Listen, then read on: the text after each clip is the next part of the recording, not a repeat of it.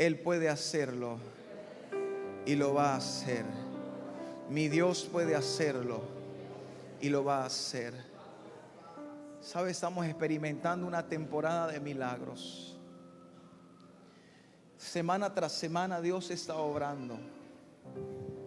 La semana pasada les contaba de personas que habían experimentado milagros financieros, pero el Señor puede hacer de lo imposible posible. Ahora, yo no sé cuándo, escuche bien, yo no sé cuándo Dios te sorprenderá con tu milagro, pero Dios lo va a hacer. Dios lo hará. Escuché esta semana, esta semana que transcurrió, el testimonio poderoso de una pareja que me hace recordar que el Dios vivo sigue sentado en su trono. Y como dice la palabra, su mano no se ha acortado para nosotros y que Él lo hará. Yo quiero invitarlos que nos cuenten, porque ¿cuántos se quieren enterar? Por aquí quiero invitar a esta hermosa pareja. Recibámoslos con un fuerte aplauso. Ellos saben quiénes son: Moisés, Jenimar.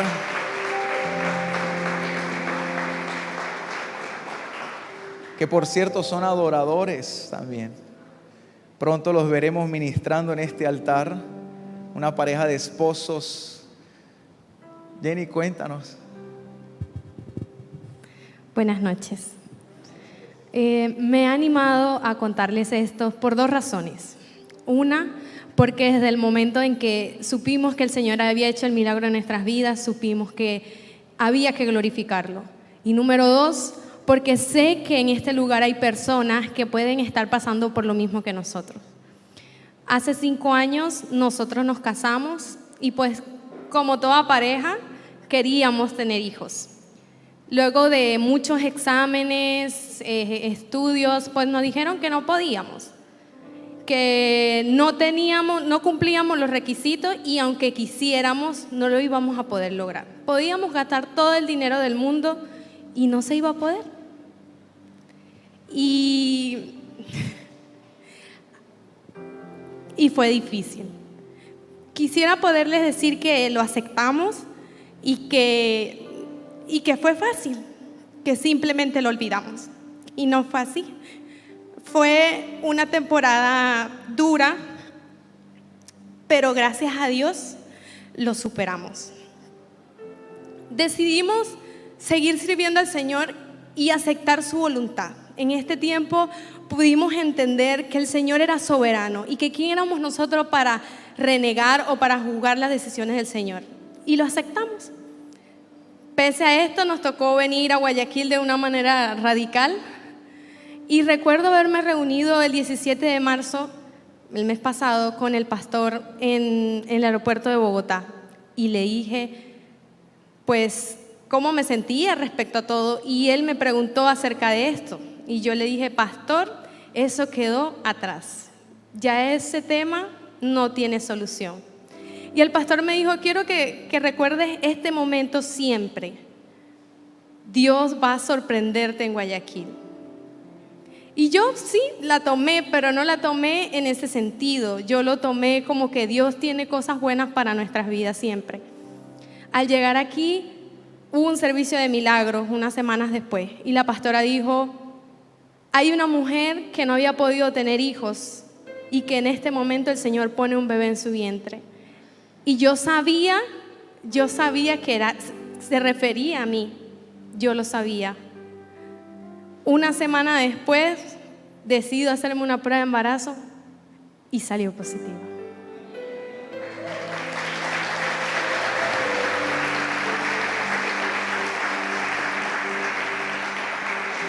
Y quiero decirles que si ustedes están en su proceso y que el Señor no les ha dado su milagro, entiendan que el Señor es soberano, que Él es Dios, que Él da, Él quita y pone a su tiempo. Y queremos compartir esto con ustedes. Ahí trajo su ecograma. ¿Cuántos le dan la gloria al Señor? Amén. Dios lo va a hacer. Dios te va a sorprender. No pierda la fe. Wow. Yo estoy sorprendido y estoy muy emocionado, ¿sabe? Porque sé que los testimonios van a seguir ocurriendo y Dios va a hacer cosas contigo también. Yo no sé yo no sé qué es la carga, qué es la preocupación o qué es lo que has estado esperando, pero dice la Biblia que los últimos serán los primeros.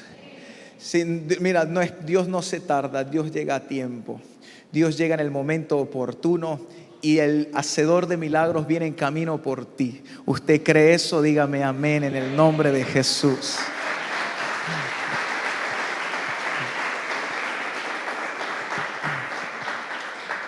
Wow, ¿cuántos quieren escuchar un consejo de parte de Dios? ¿Recuerda la serie de este mes? Diga conmigo, solo para valientes. La serie de este mes se ha estado llamando Solo para Valientes y hemos estado estudiando acerca de personas que hicieron hazañas a través de la fe.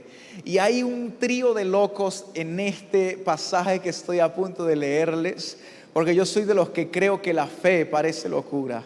Es más, dice la Biblia dice, el evangelio para muchos es locura porque no lo entienden, pero para nosotros es poder de Dios, porque creemos en el Dios de poder. Y está en el capítulo 3 del libro de Daniel. Daniel capítulo 3, hay una historia espectacular que me inspira mucho y me recuerda al Dios al que creemos y al Dios que servimos. ¿Qué tal si lee conmigo Daniel capítulo 3 versículo 1 en la Nueva Versión Internacional? ¿Listo para leer? El rey Nabucodonosor mandó hacer una estatua de oro de 27 metros de alto por 2,5 metros de ancho y mandó que la colocaran en los llanos de Dura en la provincia de Babilonia. Luego les ordenó a los sátrapas, prefectos, gobernantes, consejeros, tesoreros, jueces, magistrados y demás, o sea, todos, dice, y demás oficiales de las provincias que asistieran a la dedicación de la estatua que había mandado a erigir. Para celebrar tal dedicación, los sátrapas, profetas, gobernadores, consejeros, resumamos, y el resto, versículo 4, dice, se reunieron delante de la estatua. Versículo 4, entonces los heraldos proclamaron a voz en cuello: a ustedes, pueblos, naciones y gente de toda lengua, que se ordena lo siguiente: tan pronto, versículo 5, como se escuche la música de las trompetas, de las flautas, de las cítaras, liras, arpas, zampoñas, bueno, todos son instrumentos zampoñas y otros instrumentos musicales, deberán inclinarse a adorar a la estatua de oro que el rey Nabucodonosor ha mandado a erigir. Todo el que no se incline ante ella ni la adore será arrojado, ¿cuándo? A un horno Todo el que no se incline ante ella ni la adore será arrojado de inmediato a un horno en llamas. Dijo, ante tal amenaza, tan pronto como se escuchó la música de todos esos instrumentos musicales, todos los pueblos y naciones y gente de toda lengua se inclinaron. ¿Y qué hicieron? A la estatua de oro que el rey Nabucodonosor había mandado erigir. Pero algunos astrólogos se presentaron ante el rey y acusaron a los judíos. Versículo 9, aquí es cuando comienza lo interesante. Que viva su majestad por siempre, exclamaron. Usted ha emitido un decreto ordenando que todo el que oiga la música, dice, de trompetas, flautas, cítaras, liras, arpas, zampoñas y otros instrumentos musicales, se incline a la estatua de oro y la adore. También ha ordenado que todo el que no se incline ante la estatua ni la adore, sea arrojado al horno en llamas. Diga conmigo, pero hay algunos judíos a quienes su majestad ha puesto al frente de la provincia de Babilonia, que no acatan sus órdenes. No adoran a los dioses de su majestad, ni a la estatua de oro que mandó a erigir. Se trata de 3 hombres: Sadrach, Mesach y Abednego. Repita de nuevo los nombres: Sadrach, Mesach y Abednego.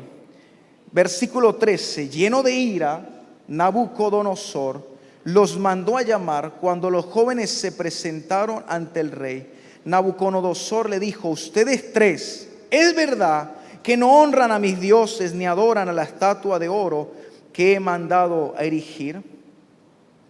El último versículo que vamos a leer, el 15: en cuanto escuchen la música de los instrumentos musicales, más les vale que se inclinen ante la estatua que he mandado hacer y que la adoren. De lo contrario, serán que de inmediato al horno en llamas, y no habrá Dios capaz de librarlos de mis manos.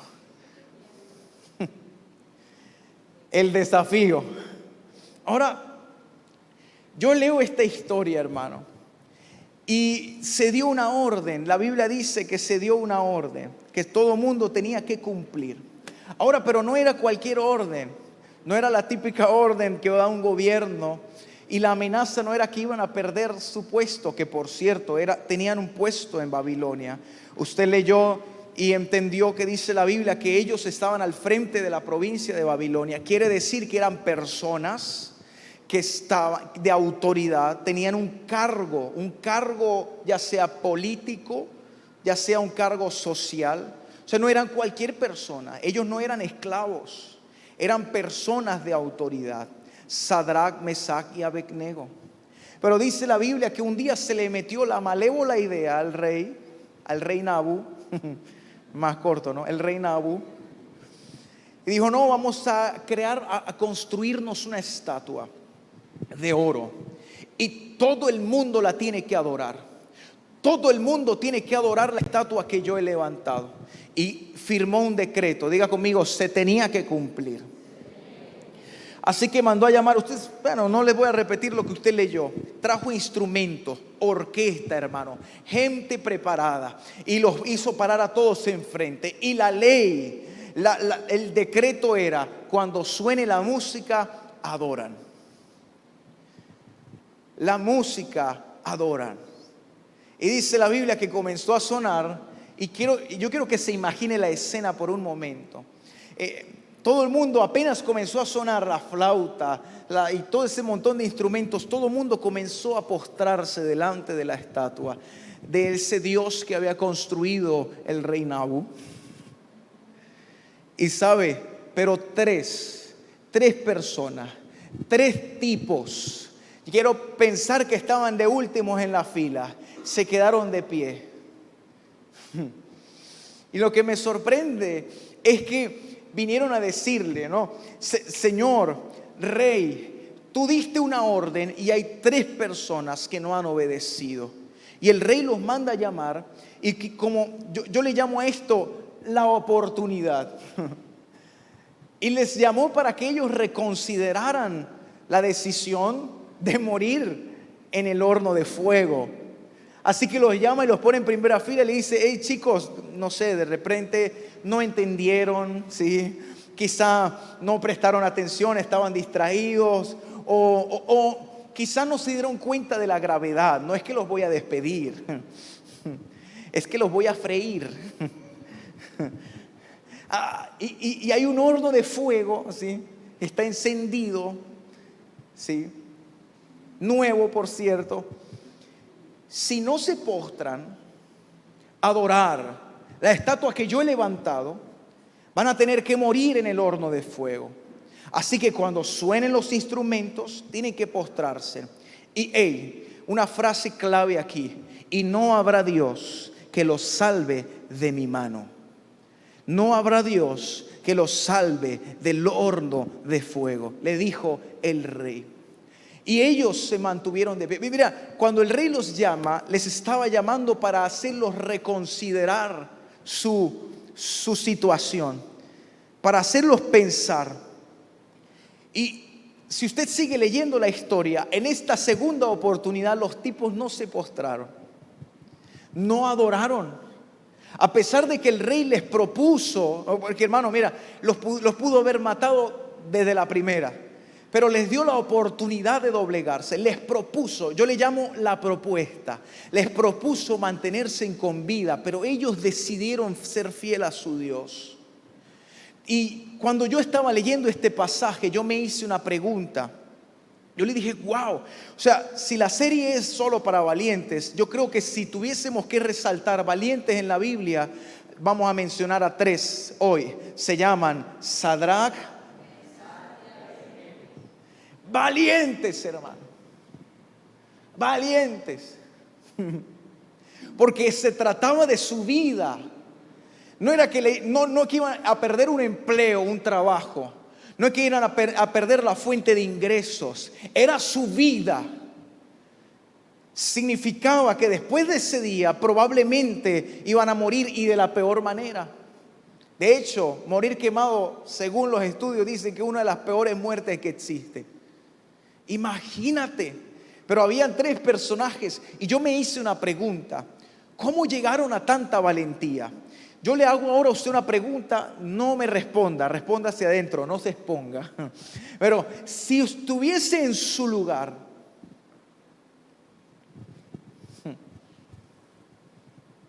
alguien dirá, pastor, que me quemen. Pero ¿cómo corres por el toque de queda? ¡Ah! Son las 11.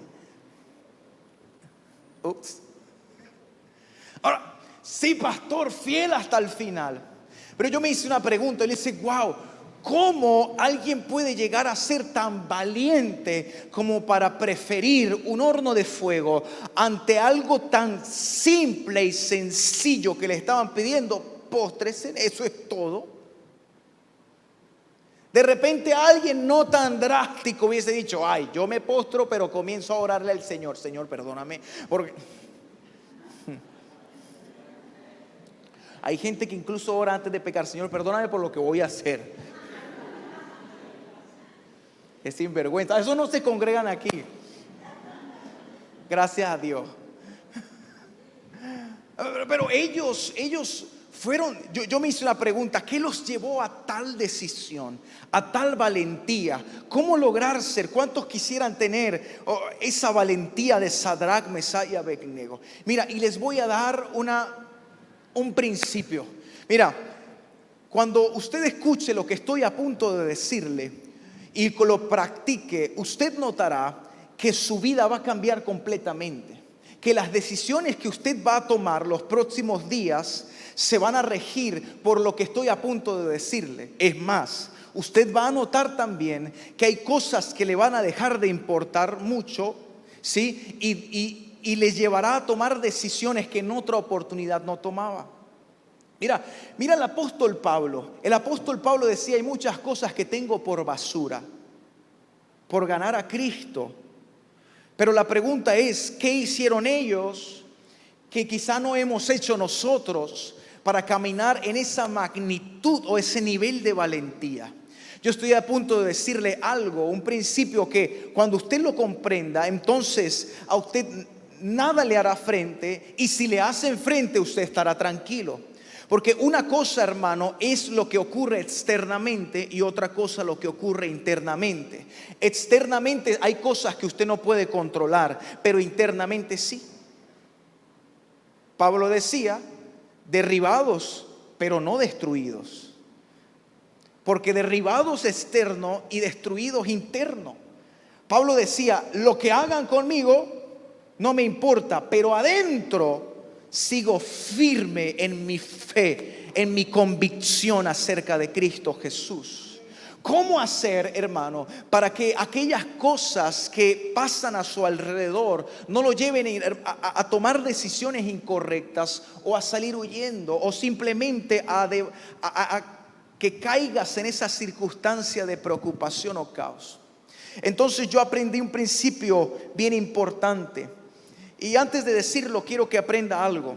Hay una gran diferencia entre escuchar o saber de Dios y otra gran diferencia entre conocer a Dios. Porque hay gente que escucha de Dios, pero hay gente que conoce a Dios.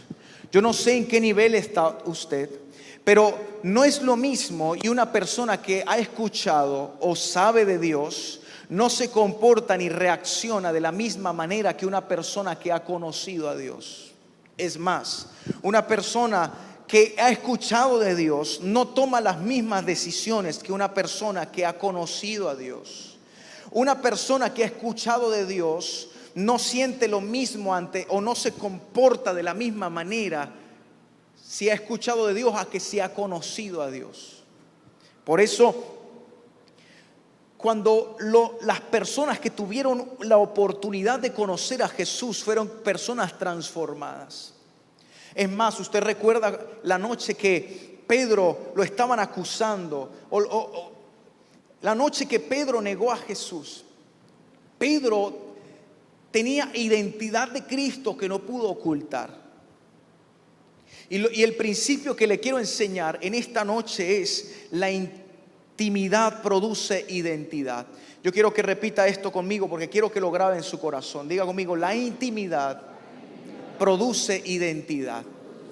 ¿Qué tal si lo decimos otra vez? Diga: la intimidad produce identidad. Significa que entre más conoces algo, más te identificas y recibes identidad. Mira, ¿alguien se ha visto La Era de Hielo? No, que vino a predicar el pastor hoy. La 2. Alguien dijo: pastor, ¿cuál? La 2. Bueno, hay una película, de repente usted no la ha visto, ¿no? Pero mi esposa y yo las hemos visto todas. Pero hay algo que recordé hoy cuando leía esa frase.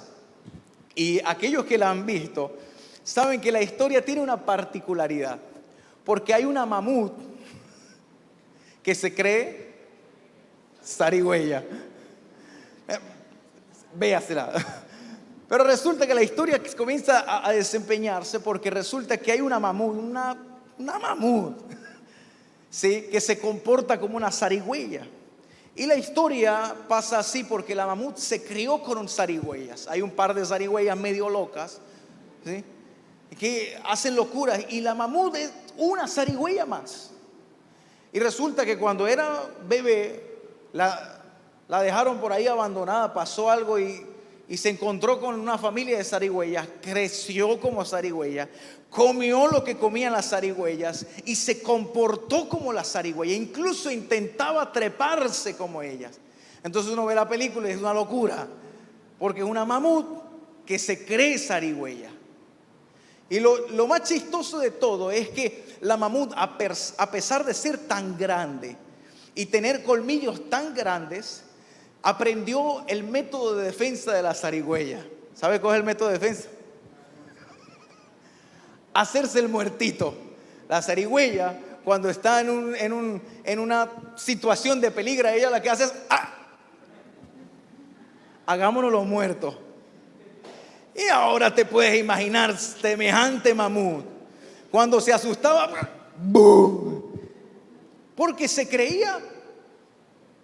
Ahora, ¿yo por qué le estoy diciendo esto? Muy sencillo, porque aunque es chistoso y es bastante y sacado de una película realmente, no está tan lejos de la realidad humana. Yo aprendí que las personas que intiman con algo adquieren identidad de ellas. La mamut se creía zarigüeya porque se crió con la zarigüeya, y a pesar de que tenía un método de defensa más grande como sus colmillos, para ella defenderse era hacerse la muertita. Y hay gente aquí que tienen un tamaño de mamut, un propósito nivel mamut, hermano, una palabra de Dios nivel mamut. Hay gente que tiene un llamado tan poderoso, un plan divino tan increíble del tamaño del mamut, pero se cree. Y uno dice: mira a esa persona con tanto de Dios y anda haciéndose el muertito. Hermano, a la intemperie viene cualquier depredador y los acaba. Pero ellos, hasta que no se den cuenta, porque la historia continúa y al final, ¿sí?, Al final se encuentra otro mamut, pero la zarigüeya era ella. Ambos ponen las huellas en el piso y se queda mirando las dos huellas. La huella de ella con la del mamut, dice, son iguales. Dice, qué extraño, un mamut que tiene huellas de zarigüeya.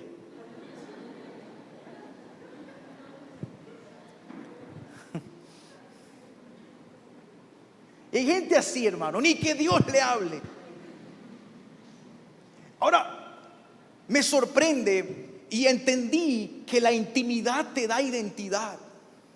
Una persona que conoce a Dios se comporta como un hijo de Dios. Una persona que aprende a caminar en el propósito de Dios también comienza a relacionarse, a comportarse de la misma manera. ¿Sabe por qué hay mucha gente que anda desesperada y viendo qué hacer? Gente que anda atribulada, hermano, teniendo pensamientos destructivos. Muy sencillo, la respuesta es muy sencilla, porque sencillamente no ha conocido, no ha tenido una intimidad con el Dios que le dijo, yo no te dejaré ni te desampararé, aunque camines por las aguas no te vas a ahogar, aunque pases por el fuego no te vas a quemar, porque yo estoy contigo.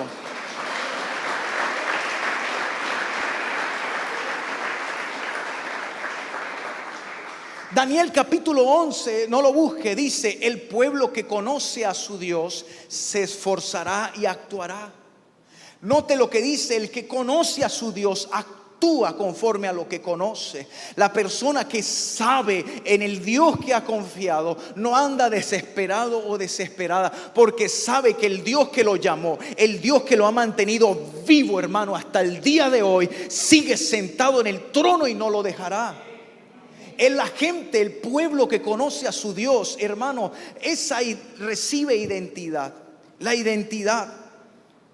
Cuando yo camino con Dios, eso produce intimidad con Él. Y esa intimidad revela en mí la identidad de hijo. Entonces, entre usted más ora y entre más usted se acerca a Dios, usted menos preocupado está. Y puede que no cambien circunstancias externas, pero internamente ya algo comenzó a cambiar. Y por lo tanto se va a reflejar en lo externo. Ahora yo te tengo que hacer una pregunta. ¿Conoce usted a su Dios? ¿O ha escuchado hablar del Señor? Porque para conocer a Dios hay que tener una relación con Él. Y una relación con Dios te hace mantenerte firme. Sadrac, Mesach y Abednego tenían, hermano, ellos, la convicción era porque ellos conocían a su Dios. Y noten, yo no les voy a seguir leyendo, pero si usted sigue leyendo, dice la Biblia que el rey le dijo, les voy a dar una oportunidad.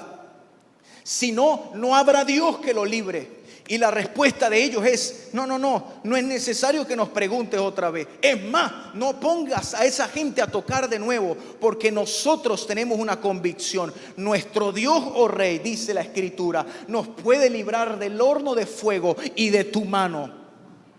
Lo que estaba diciendo Sadrac, Mesach y Abednego era, mi Dios puede hacerlo. Mi Dios puede hacerlo. Porque ellos conocían a su Dios, hermano. Ellos no habían simplemente escuchado. Ellos habían conocido al Dios, hermano, que dijo, yo no te dejaré ni te desampararé. Por eso cuando usted conoce a su Dios, usted no le tiene miedo a lo que venga. Usted no le tiene miedo a las noticias. Hermano, hay gente que está preocupándose por cosas que todavía no han ocurrido. Ay, pastor, usted se ha visto las noticias por allá en China, están otra vez igual. Ahora, que viene o no viene, no sé. Pero es que yo conozco al Dios, hermano, que me levantó de una sala de emergencia, de un hospital, porque dijo, yo no te dejaré, ni te desampararé.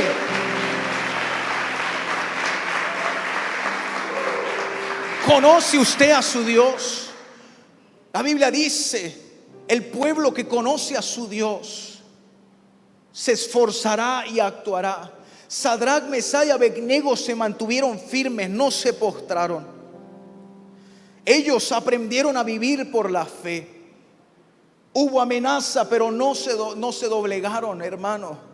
Yo no sé qué propuesta te está haciendo Nabucodonosor.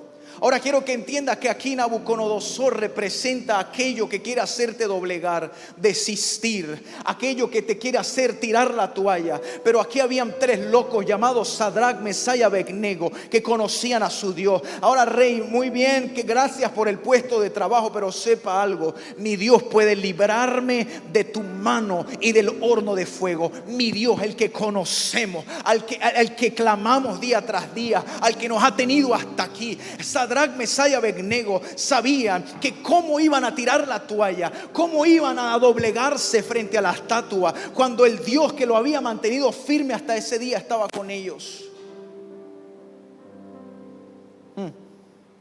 ¿Cómo vamos, hermano? Después de que conoces a Dios, ¿cómo tú abandonas? ¿Cómo tiras la toalla? Si sabemos que tenemos un Dios que nos puede liberar. ¿Cómo abandonamos un propósito si sabemos que tenemos un Dios que nos puede sanar? ¿Cómo dejamos de servirle si sabemos que tenemos un Dios, hermano, que pelea por nosotros? ¿Cómo renunciar a nuestra fe si sabemos que tenemos un Dios que nos dice que ninguna arma forjada contra ti prosperará? ¿Cómo no servirle? ¿Cómo no amarlo? Si Él en su palabra dice que no te hará falta nada. Su palabra dice que Él es tu pastor, que aunque andes en valle de sombra y de muerte no vas a temer, porque Él está contigo. ¿Cómo doblegarnos si conocemos a un Dios, hermano, que nos rescató?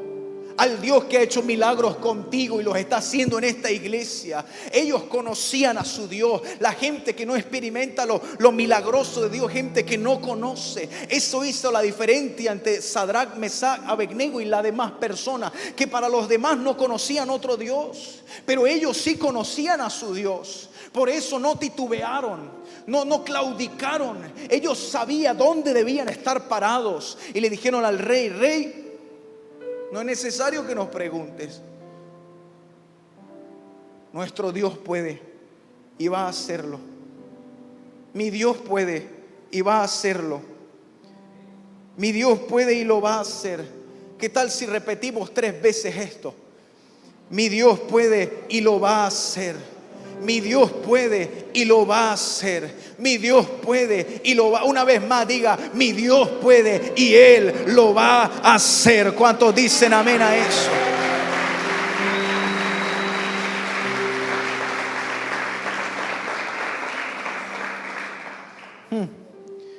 Pero hay algo que me inspira más todavía. El versículo 17 y 18 de Daniel capítulo 3. Si se nos arroja al horno en llamas, el Dios al que servimos puede librarnos del horno y de las manos de su majestad. Pero aún si nuestro Dios no lo hace así, sepa usted que no honraremos a sus dioses ni adoraremos. Esta gente me inspira, hermano. Esta gente me inspira. Ellos sabían, conocían a su Dios, pero llevaron su nivel a un estado mayor. Dijeron: pero ¿y si no? Tampoco lo haremos.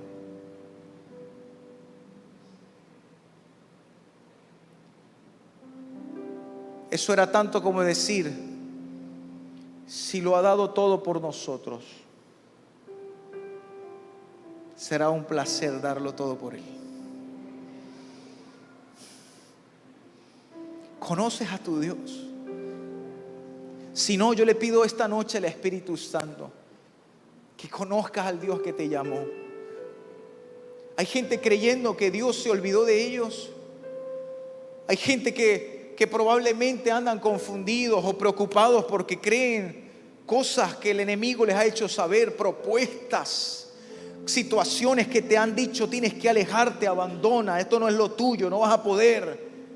Pero debe levantarse una generación como Sadrach, Mesach y Abednego, que digan: no vamos a postrarnos, no vamos a inclinarnos, no vamos a bajar la guardia, no vamos a desistir, porque el Dios que nos trajo hasta aquí y nos ha librado, Él seguirá librándonos.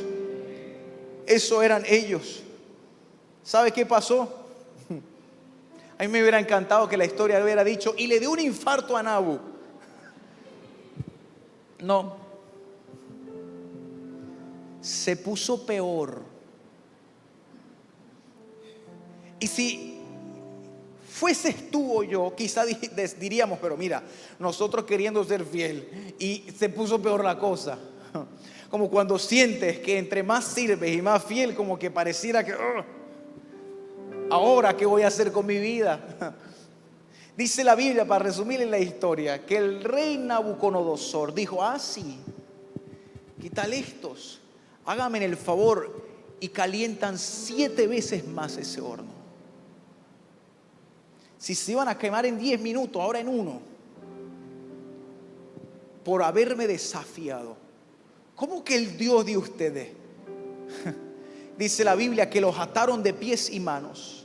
Y los tipos, la gente, soldados, los agarraron y los fueron a echar al horno. La palabra dice que los hombres que los cargaron para echarlos al horno de fuego murieron del fuego que salía del horno, murieron quemados, y los lanzaron a Sadrach, Mesach y Abednego.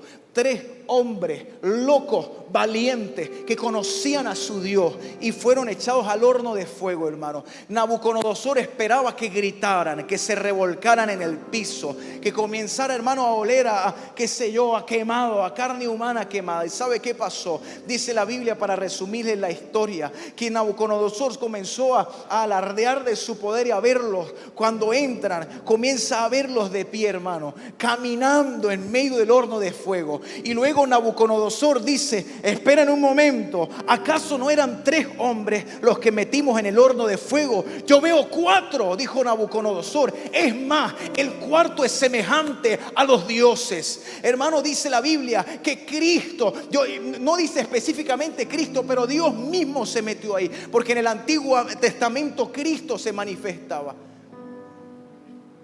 Dios se metió con ellos en el horno de fuego. Dios se metió con ellos.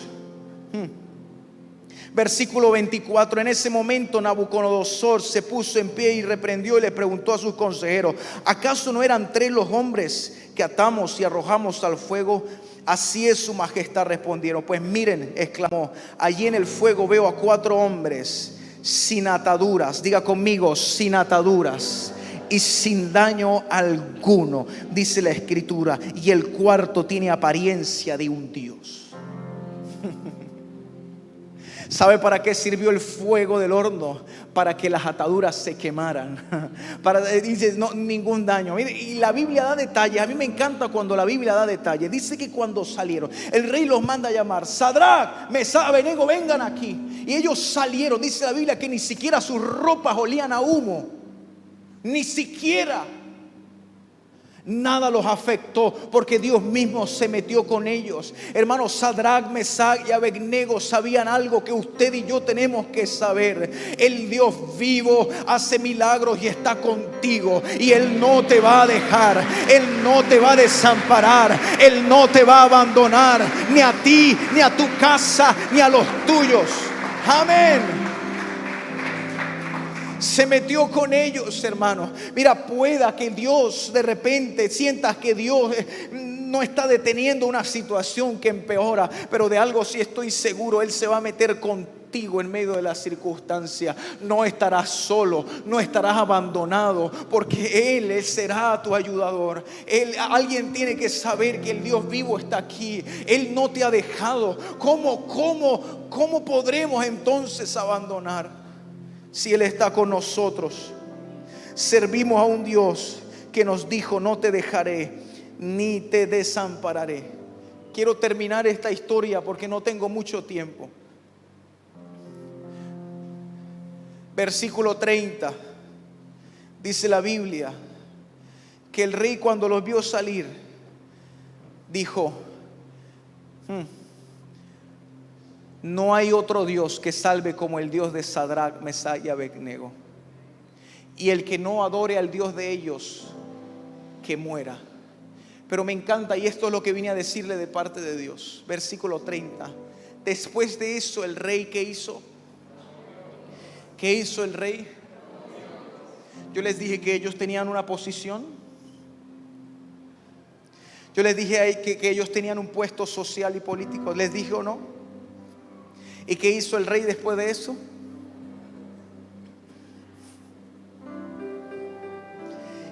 Y ahora escuche esto de parte de Dios. El fuego que hoy vives, el horno, la amenaza, la prueba, solo va a servir para una cosa. Porque Dios te va a promover y te va a llevar a un nivel mayor. Las circunstancias te va a promover. Dios no te va a dejar en el mismo lugar. Dios no te va a dejar en la misma circunstancia. Dios me dijo que te dijera que viene un tiempo mayor para ti, que lo que otros dijeron que iba a acabar contigo, Dios lo va a usar para promoverte.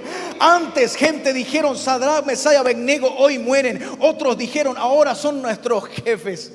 Ahora son nuestros jefes. Mira, hermano, yo no sé qué crisis estás pasando hoy, pero yo le estoy creyendo a un Dios de milagros que va a usar tu hoy, va a usar tu crisis hoy, porque viene tiempo de promoción. No le temas a lo que pueda amenazarte, no le temas a lo que puedas enfrentar. Alguien tiene que conocer a su Dios y decir: no importa lo que venga, yo conozco a un Dios que me puede librar de esta circunstancia, y Dios va a caminar contigo y después de eso te va a promover.